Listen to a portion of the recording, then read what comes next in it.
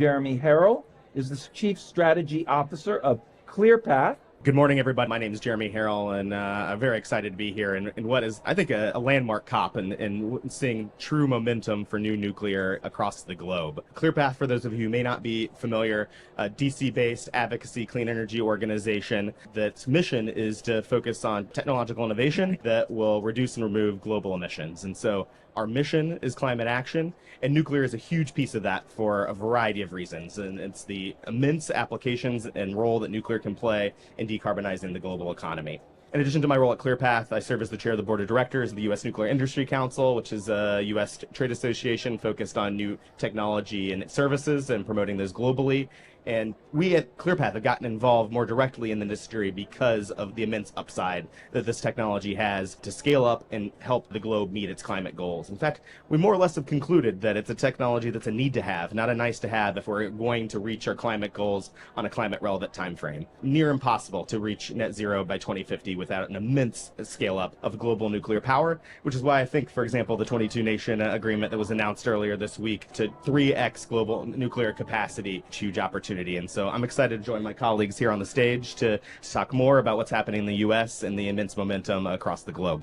Tell us a little bit about the versatility of nuclear energy from your perspective and the impacts of potential end-use applications. And what do you see as the biggest impact in terms of industry adoption? I think it's exactly why we are here at COP and we're seeing such an increased focus on nuclear power as a whole. There is an immense demand from a wide range of industrial users for heat, for steam, and for electricity. Just to give you an example, the four building blocks of the global economy, ammonia, cement, steel, plastics, all need high temperature heat, and we want clean heat if that's a sustainable future.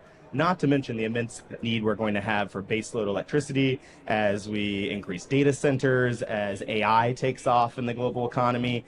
And so it really is a paradigm where the global economy is demanding what nuclear can bring to the table. And so I think it's a really exciting moment. And I think it's why you're seeing governments and industry come together here on what is a really exciting commitment to 3x global capacity to meet our goals.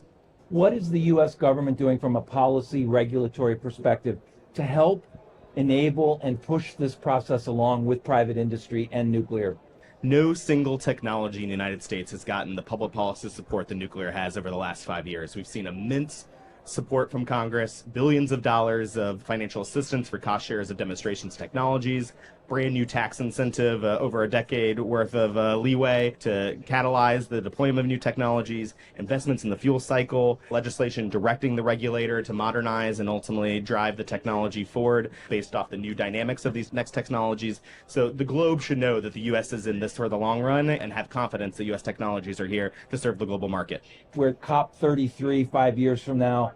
What are we going to be talking about? What are the issues going to be? What are the highlights going to be? What are the new developments going to be? Just from your perspective. I think by the 2033 range, we're going to be talking about the next wave of nuclear that is transforming the global economy and the U.S. taking a global leadership role in bringing those technologies to the market. I think, as David mentioned, many entrepreneurs that are out there, we're going to see a natural down select, but I think we're going to see a handful of designs that are deployed across the globe. And this is not just Eastern Europe, not just in the U.S., in Africa as well, with a wide variety of applications. Technologies partnering with data centers, with chemical producers, with cement producers, and folks like Nucor, for example, the largest steel producer in the United States. I think we're going to be looking at what is going to be a takeoff, and we're going to be having a conversation not about the tens of projects that we successfully have built at that time point, but the hundreds that we're going to be building over the next decade. For those that we worry that are going to be left behind, will there be more investment in nuclear in those places? 100%, and I think it's actually essential to a just energy transformation in those type of economies, and I think it's why the United States